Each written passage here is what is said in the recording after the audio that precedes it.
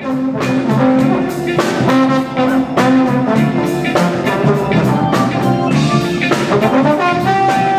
going on, y'all? This is Jose Echevarria, Breeze on Bass, and I love J Ross TV. What's up, y'all? Hanging out with my boy Jose. I just call him Big E, y'all, because that's too long for me, boy. Big E holding bass tonight, y'all. He got it locked down for Floor Street, man. They live in concert in about another hour, man. We just want to get a jump in and holler at him for a little while, man. And dude, checking you out in the sound check, man. My goodness, dude. You got that sucker on lock, bruh. Man, I'm trying. Now you doing more than trying? I always say I'm trying because I just gotta. It's humbleness. That's all I can say, man. So how did you develop your skills? Your skill set where you can just fall in, because you and Trey had it on lock, and my boy on piano. I think it's listening more so than anything else for me. Trying to lock in with the drummer became huge to me about a couple years, but I want to say about some 4 years back. Yeah. When I started playing CCM music. A lot of people don't know what that is. Contemporary Christian music. There it is. You know, it's your Israel. I play for an artist named Anthony Evans. Yeah. But they're big. Nashville and Dallas is huge on locking in with the kick drum. Bass, they feel like bass and kick drum should be playing the same pattern. And once I learned that, it just became normal for me. Was there anything any artist or musician in particular that you listened to growing up that gave you, like, make you want to go, Yes, there was a few. Victor's one of them. They say, like we was talking downstairs, they say Victor can't groove, but that's a lie. That's a lie? That's a lie, that's a lie, that's a lie. I don't know who told you all that, but don't believe that. Go check out Palm Mystery. Yes, okay. Yes. Who else? Victor, Jocko. Oh, yeah. Jocko for me is huge. Man, Stanley Clark. I mean, you know, your normal guys, the guys that everybody, you know, look for. And then, you know, gospel, Maurice Fitzgerald. Oh, yeah. You know what I'm saying? Goucher, a lot of people say that Goucher can't groove, but Goucher got a little swag to him that I dig, man. Yeah. And, man, just listening to those cats and then trying to build my own sound, I guess. So growing up, what about your support system, man? You had folks who would be there to you know, give you that pat on the back and say you're doing great, or do you have people say you suck, you need to quit? A little of both. Yeah. A little of both, man, if I'm being honest. My grandparents were my biggest support system. My grandfather used to make guitars, and he used to never let me touch them when I was small. But then, long story short, I ran down to the basement one time, and he had just finished building a guitar. And I just started playing. I kind of just knew what I was doing. And this was at 5 years old. And from that day forward, they were just there. Yeah. Every day pushing. And then there was people who said, you know, yo, man, you know, as I got older, man, you Puerto Rican, man, you know, it's not really your style of music, man. You should, you know, just kind of just play Latin, you know, you're not going to sound right doing this, that, and the third. And what? And that just kind of drove me. Yeah. That drove me to be like, all right, well, just because you think I'm not going to sound good, this is what I'm going to do now. Yeah. You know what I mean? That was motivation to me. So cats in your neighborhood and some of your friends you grew up with wanted you to stay in just one genre instead of you expanding your mind where you can hit with anybody. Yeah, my old heads would just want me to stay playing Latin. My friends, they used to laugh at me, man. Why's that? Because musicians wasn't cool. Like, they weren't cool. Like, the fact that I was coming home with a bass or sitting behind a piano, that wasn't cool to them. You know what I'm saying? Like, I wasn't cool enough. But I chose not to go that route where it's just like, oh, maybe music isn't cool. Music to me is what kept me sane. You know what I mean? What kept me off of the streets. What it was just my sanity.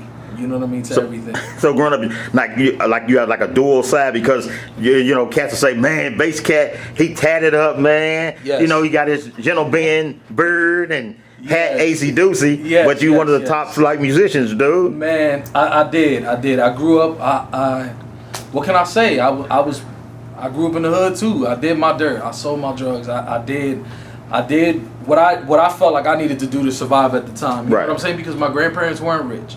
You know what I'm saying? And I can talk about this now because, you know, they're in heaven, and they never knew that I was doing what I was doing just so they wouldn't have to be the ones to, to buy me the stuff. So I did have, I am tatted. I love tattoos. Yeah. But that's not because I was in the street. I just love the art of tattooing.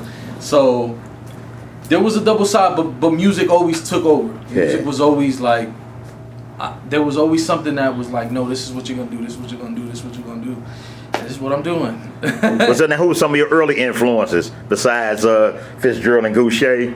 To be honest, my grandfather, man. Straight up Like that, man. Because I didn't learn about those cats until I was 16, 17, 18 years old. You know what I'm saying? Yeah. My grandfather, man. It was him. You know what I'm saying? Because he played. He did what he did. He didn't play bass, but he played guitar. And that was the instrument that I first started on. Was guitar. Actually, it's this thing called the cuatro. It's a Puerto Rican instrument. It's like it's like a lead. Thought you said something about me, man. it's a lead. That's Trey behind us rolling out. Trey back there rolling out of pocket. Ooh, I thought he said call me a name, man. What is it called? No, man. Cuatro means four. That's all right, cuatro. Okay. In Spanish, it's a 10-string instrument, and it's a lead instrument. And that's what I really started on. And my grandfather, like I said, he used to make those in guitars. Yeah. And man, that's just it's how I started. So it's all I knew at one point. You know what I'm saying? Yeah. So what age did you find your groove, man? Where you like this me right here? On bass? Yeah. I would say about 13. Yeah. 13 to 14. I picked up a bass and I never looked back after that. Yeah. I just never looked back. It was the foundation. It was like, yo, you are the root. Like this, you are the bottom of this. Besides the kick drum, you the root note. Like you gotta hold it down. Yeah. And it was something that touched me, man. Like and the cuatro is tuned exactly the same as a bass. So I'm really, really melodic on bass too, because of that instrument. Nice. You know what I mean? My approach is different to a lot of bass players. A lot of bass players will be like, oh man, his approach is different. Like he don't play this like I would play or like such and such would play it. And that's because I didn't grow up on bass. I grew up on the lead instrument that was kind of tuned the same. So I'm really melodic on bass. Yeah. So yeah, man. So you out here, you got the bass on lock. You hitting with Floetry, man, one of the legendary duos. And you just balling. But what about your people back home? You married, man, 2 kids. I'm a married man. So how did your wife feel about this, man? When you gone a long time. My wife supports me at 100. She misses me. Yeah. You know what I mean? So it's hard. It's hard, man. And I miss my kids. My kids are a huge reason as to why I grind the way I grind, man. My oldest, Joseph, man, he's just something else, man. When I had him, when he was first born, man, my life changed around. Yeah. It was crazy. But yeah, man, it's hard, but she supports it, man. Yeah. So she makes it easy. Technology, FaceTime. Right. You know what I'm saying?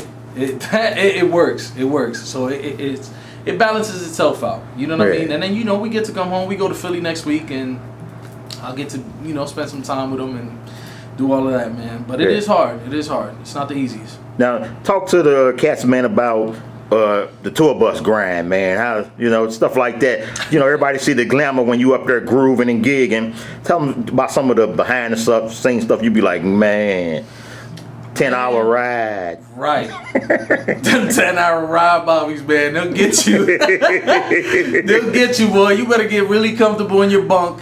Man, I ain't even gonna hold you, man. When I first went on tour, I was like, dang, am I gonna fit there? I'm a big boy.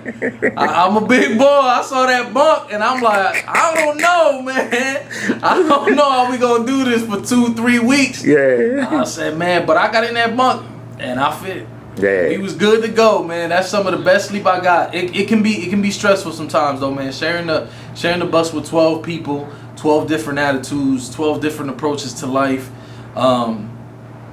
But as long as I feel like as long as you kind of keep to yourself, man, and keep your station clean. Right. You know what I'm saying? Just be mindful of everybody else, and you should be good to go, man. And then being married, some of the guys want to bring in the girls to the bus and do all of that. You kind of it's either you gonna join them or you gonna stay faithful and you just gonna kind of go do your own thing. You know what I mean? Get off the bus, go walk around, or go to the back lounge, or go to your bunk. Just go to sleep. You know what I'm saying? Like, you don't want to be part of it, you don't want to be part of it. If you do want to be part of it, you gonna do it. it's really willpower, man. Like it's all on you. Right. That's pretty much it. So Big Jake, what's some of your long-term goals, man? You know, like down the road, maybe 10 years, 15, 20 years from now. My long-term goal is to not be on tour for the rest of my life. This is a dream of mine, and I'm blessed. But I want to be able to sit at home and walk to the mailbox. You know, I want to do the Adam Blackstone thing and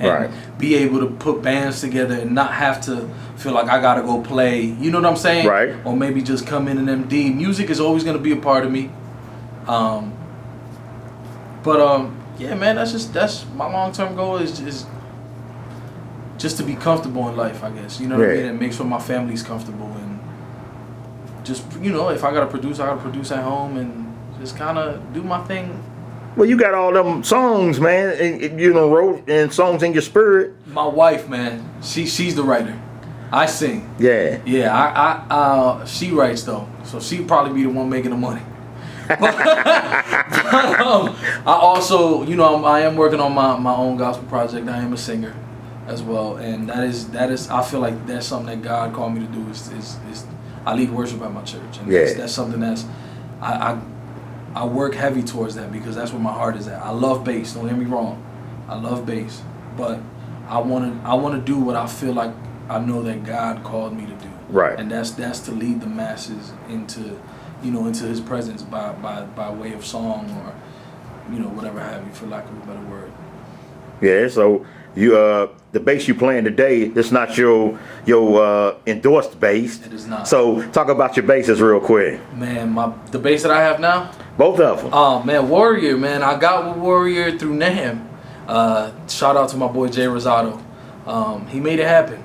He made it happen for me, man. We was just at NAMM and conversation. We got to talking, and the owner of Warrior so happens to love Anthony Evans, and when he found out that I played bass for Anthony Evans, he's just like, "Yo, man, why ain't you playing Warrior?" And you want to know what I told him? What's that? I told him that they cost too much money. That's what I told him.